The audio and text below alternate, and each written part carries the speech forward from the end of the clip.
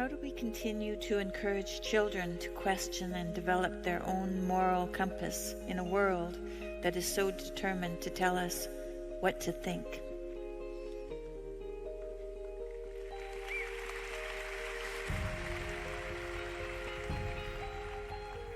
I think probably in your own home, you just encourage that kind of behavior. I think one of the things we did reasonably well with our kids was encourage them to think. We listened to them, right? And negotiated with them. And so if you model that in your home, first of all, that'll alert them to the difference between a functional home and a pathological learning environment. That's a good thing for them to learn. And second, you can help them become sophisticated in their capacity to articulate themselves. A lot of that with kids, I would say, and this is true for the other people in your life too, is, you might think as a parent, well, I'm not that articulate, how can I help my children? And I would say, listen to them. And if you don't understand what they're telling you, ask them some questions and get them to represent what they're attempting to communicate clearly. You can do people a world of good by listening to them. There's almost nothing you can do for someone that is more productive and generous than to listen to them. And I can tell you a little strategy. This is a good one. This is also from Carl Rogers. This is a very good strategy. You try this with your wife or your husband.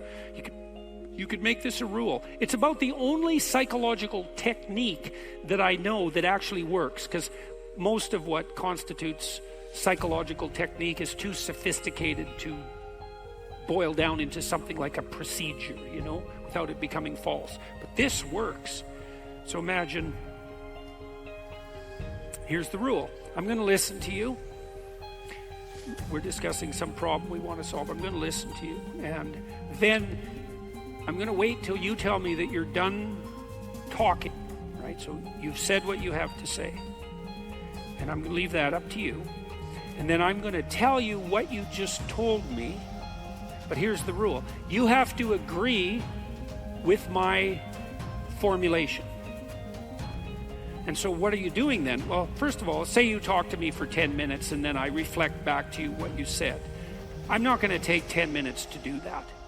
I'm going to have reduced it to its gist. It's sort of like extracting the punchline out of a joke, right? I mean, if you go tell someone else about a conversation that you had, you don't duplicate the whole conversation. You reduce it by some mysterious means to its essence, and you communicate that. And so one of the things you do for someone, if you do this, is to reflect back to them the essence of what they said.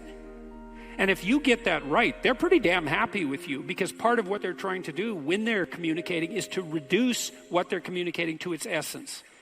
And then if you allow them to be the determining judge of whether or not what you reflect back is accurate, then you also indicate to them extraordinarily clearly that you actually listened and understood. And even if you're arguing with someone, they're so thrilled that you did that half of their annoyance with you will disappear right there and then. They think, oh my God, you actually listened. And I had people in my clinical practice who'd never been listened to ever in their life by anyone. Not their parents, they had no friends, their parents never listened to them, they had no friends, they had nobody close to them. They were so incoherent and inarticulate and suffering from such a backlog of non-communication that it was a miracle to see. And it would take those people thousands of hours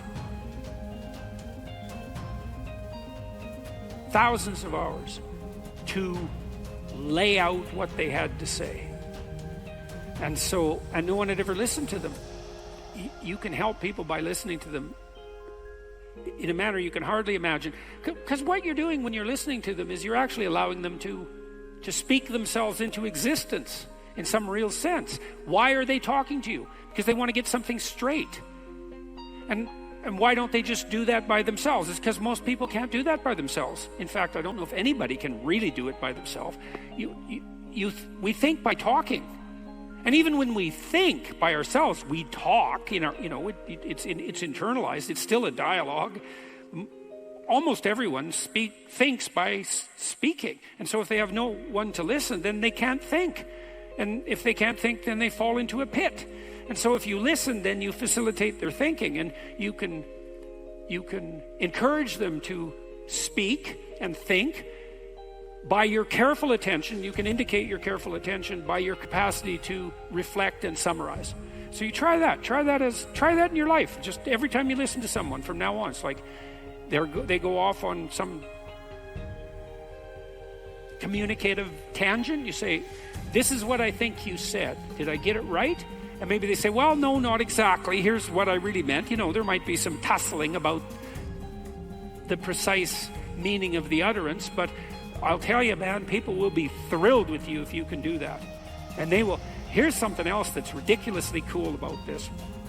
If you're bored by people, you are not listening to them. If you listen to them, they will get so interesting that you want to run away from them. Because if you listen to people, they will tell you everything. And that's really something, because once people start to reveal themselves, they get so interesting that it's almost unbearable. It's one of the things I loved about being a clinician, because I could listen to people and they would tell me who they were, and wow, that was quite the trip, man, because people are very strange and mysterious and remarkable, and even simple people, who weren't sophisticated in any philosophical sense, who weren't educated. Man, if you could get them telling their story, they're so damn interesting that it was unbearable. And you'll know people so well if you listen to them, because they will tell you who they are, and they'll be so happy with you that you're there to allow them to think things through, to facilitate that process. They'll flock to you, and you'll learn so much. It's so useful, and this is such a good technique. This works so well, and you can learn it pretty quickly, and you can implement it in your own relationship. That's the rule. It's like, you get to talk, I'll tell you what you said until you agree with my summary. Then it's my turn. You do the same. Rogers said, if you do that with your partner, your wife or your husband, you'll find that 80% of what you're arguing about will vanish just as a consequence of the process. And then what you'll have left is the actual problem, because you guys might be working out a real problem. But at least you'll only be working out the problem. You won't be facing the consequences of failure to communicate. And you'll have also signaled to each other that, in a deep sense, that each of you are acting out the proposition that what the other has to say is worth attending to. And there's nothing that people need and want more than to be attended to. Attention is everything. That's why advertisers pay for it. So